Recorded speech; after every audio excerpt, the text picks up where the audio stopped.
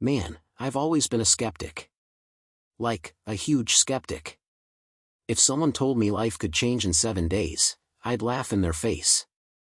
I'd laugh out loud, with that laugh of someone who's seen it all and isn't easily fooled anymore.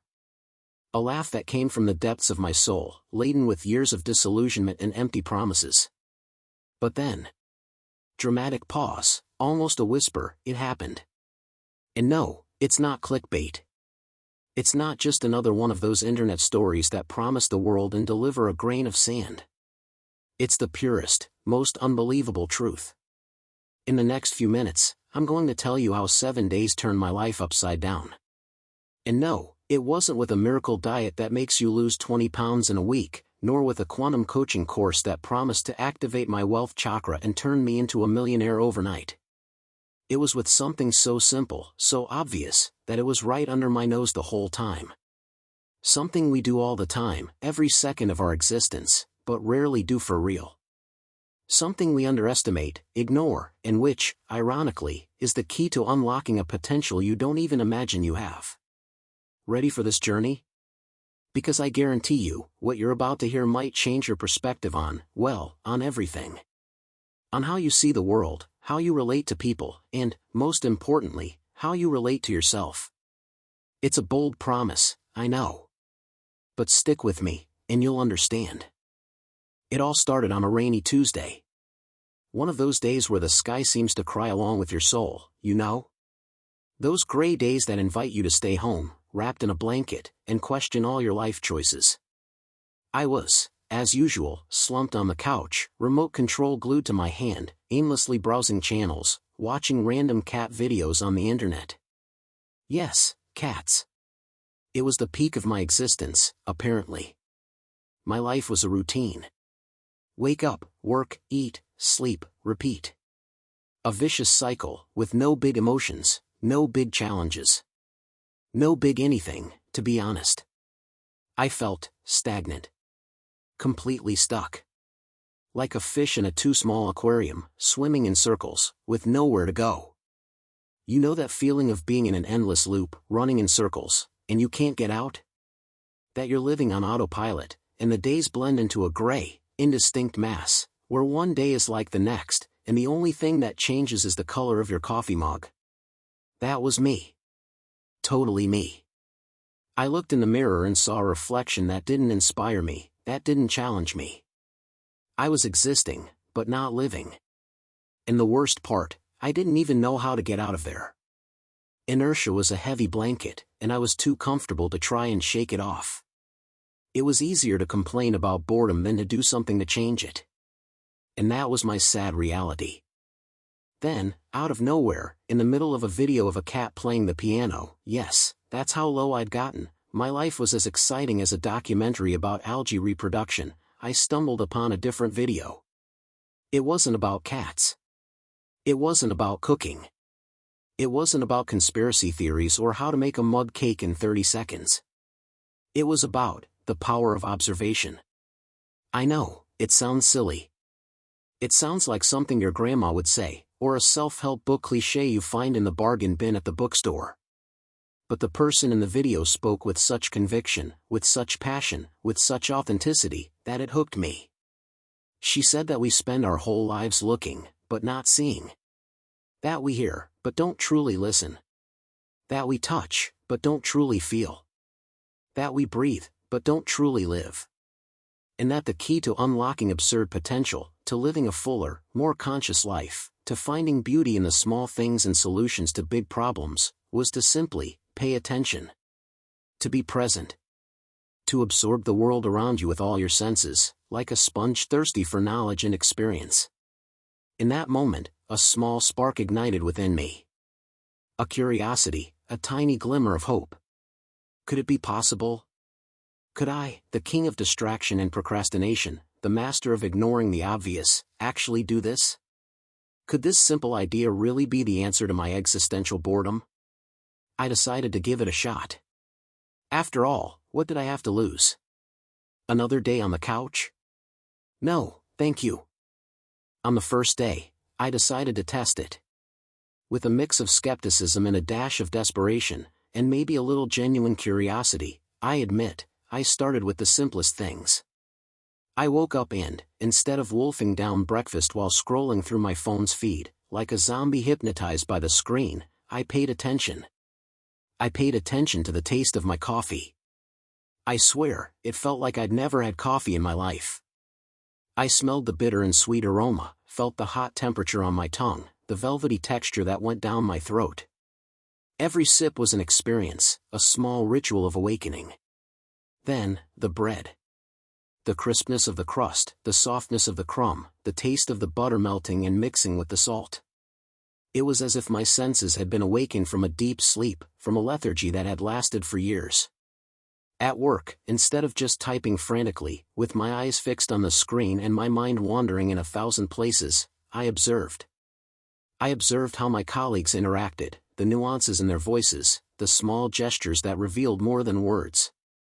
I observed how the sunlight streamed through the window and created patterns of light and shadow on the floor, transforming the office into a stage of abstract art. Even the sound of the guy next to me's keyboard, which used to annoy me deeply and make me want to throw the computer out the window, was now just a sound. A sound that was part of the symphony of everyday life. And the craziest part? I started noticing details that had always been there, but that I had completely ignored. Small works of art hidden in everyday life, interesting conversations I'd never noticed, simple solutions to complex problems that were right in front of me, waiting to be discovered. It was as if the world had gained colors and textures I'd never seen before, as if I had removed a veil from my eyes. A constant sense of discovery, that every moment had something new to offer, a lesson, an inspiration, an opportunity. I was, for the first time in a long time, truly present. On the second day, things escalated. I started applying this to my conversations. Instead of just waiting for my turn to speak, to formulate my next sentence while the other person was still talking, I truly listened. And not just to the words, but to the tone of voice, the body language, the emotions behind each phrase. I tried to understand what the person really meant, what they really felt, what moved them, what worried them. I put myself in their shoes, tried to see the world through their eyes. And the result was shocking. People started opening up to me more. They shared deeper things, asked for advice, trusted me in a way they never had before. My relationships, both personal and professional, improved in a way I never imagined. It was as if I had activated a social superpower. I felt more connected, more empathetic, more human. Conversations stopped being parallel monologues and became true exchanges, rich and meaningful. I realized that most people are so concerned with being heard that they forget to truly listen. And when you become a genuine listener, a safe haven for others' words and feelings, you become a magnet for authentic connections, for true friendships, for lasting partnerships. It's a skill that, once developed, completely changes the way you interact with the world, and how the world interacts with you. It's the foundation for any healthy relationship, whatever it may be. And I was learning this, day after day, simply by paying attention. On the third day, I realized that this observation wasn't just about the external world. It was about me too.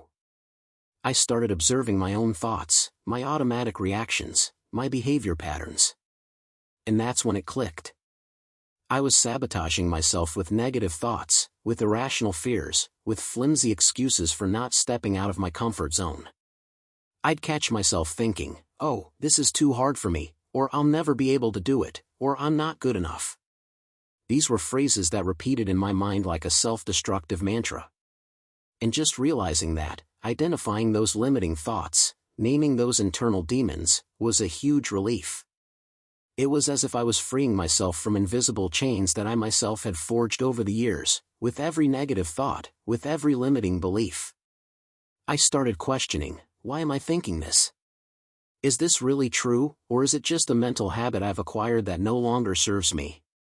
And by doing that, I started gaining control over my own mind, instead of being controlled by it. It was a deep process of self-discovery, and a little scary, I confess. It's like looking in a mirror and seeing all your imperfections, all your fears, all your insecurities. But it's also the opportunity to accept them, to understand them, and to decide what you want to keep and what you want to change. But incredibly liberating. I realized that most of our limitations are self-imposed, they are barriers we build in our own minds, and that the key to overcoming them is to simply observe them, without judgment, with curiosity, and decide if they still serve our purpose. If they don't, it's time to tear them down. From the 4th to the 6th day, it was an avalanche of discoveries. My mind was racing, but in a good way. It wasn't that anxiety from before, but an effervescence of ideas, of possibilities. I started seeing opportunities where before I only saw problems. A line at the bank? Great, time to observe people, to think of new ideas for my channel, to plan the next video. A complicated project at work? Perfect, a challenge to apply my new observation skill and find creative, innovative solutions that no one else had thought of. I started having ideas for personal projects I'd always wanted to do, but thought were impossible, or that I never had time for, or that seemed too big. My creativity exploded. It was as if a filter had been removed from my eyes, and I could see the infinite possibilities the world offers, the connections between things, the hidden patterns. And most importantly, I started acting. Small actions, but consistent ones. Instead of just dreaming, I started planning. Instead of just planning, I started executing. And every small action generated a result, however small, that motivated me to do more. It was a vicious cycle, but a good one. A cycle of progress, learning, growth. I was becoming the person I always wanted to be, one step at a time, simply by paying attention to the process, trusting the process, and allowing myself to be guided by curiosity and the desire to learn. I was, finally, in control of my own journey. And speaking of life-changing things, I need to talk about my partner in this video, sponsor name. You know, before, I thought organizing my finances was a huge headache. I was afraid to look at my bank account, to open my credit card statement. It was chaos. A true financial black hole. But with sponsor name, it's so easy that even I, the king of procrastination and disorganization, managed it. They helped me observe where my money was going, every penny, every unnecessary expense, every subscription I wasn't even using anymore. And, believe me, it was a revelation. I realized I was spending on things that didn't bring me joy, that didn't add value to my life, and failing to invest in what really mattered, in my dreams, in my projects, in my future. If you want to have more control over your life, start with your wallet. Financial observation is the first step to freedom, to tranquility, to achieving your goals. Click the link in the description and use my code, your code, to get an exclusive discount. It's the financial observation you needed, and I guarantee it will change your relationship with money. It's like having a personal trainer for your finances, but without the sweating at the gym. Except, instead of muscles, you gain peace of mind in a fatter wallet. Don't miss this chance to observe and transform your financial life. It's an investment in yourself, and the return is guaranteed. You'll thank yourself for it.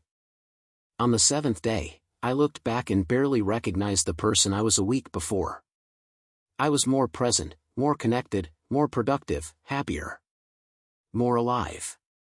I was, finally, truly living.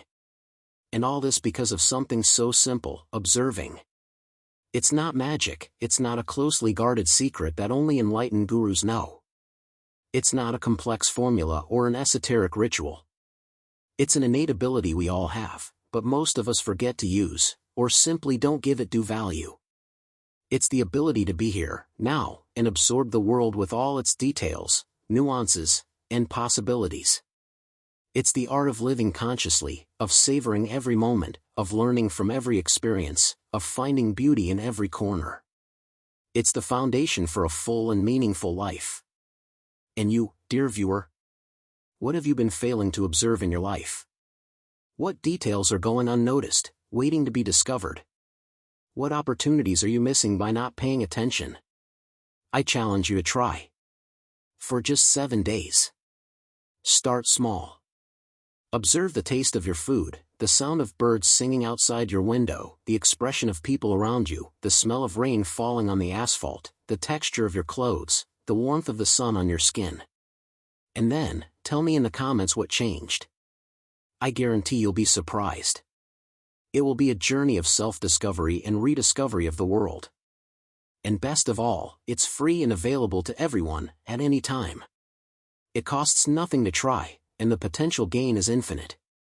Oh, and if you liked this video, if this idea of observing the world touched you in some way, if it made you think, don't forget to leave a like and subscribe to the channel. That helps me a lot to keep creating content like this, to spread this message of awareness and presence. And if you think I'm too gullible for believing that 7 days can change a life, or if you have a similar story to tell, or if you have any observation tips to share, leave a comment. I love a good discussion, and I love learning from your experiences. Until next time, and keep observing. The world is full of wonders waiting to be seen. Just open your eyes, for real. And your heart. And your mind. And all your senses. Life is a spectacle, and you are the protagonist. Don't miss a single second. I know what you must be thinking right now, oh, but this is too good to be true. It's just another one of those self-help fads that promise paradise and deliver nothing. And I understand you perfectly. I used to think that way myself. But the difference here is that it's not about a magic formula or a mystical secret. It's about a change in mindset, an alteration in the way you interact with reality. It's about activating a superpower that already exists within you, but that is dormant, waiting to be awakened. Think with me, how many times have you eaten a delicious meal without truly savoring it, distracted by your phone or television? How many times have you talked to someone without truly listening to what they were saying, already thinking about your next response? How many times have you walked down the street without noticing the beauty of a flower, the architecture of an old building, or the smile of a child? Life is happening now, every single moment, and most of us are missing most of it. We are so caught up in our thoughts, in our worries, in our plans for the future or in our regrets about the past, that we forget to live the present. And the present is all we have. It's the only place where life truly happens. This 7-day journey taught me that observation is a form of active meditation.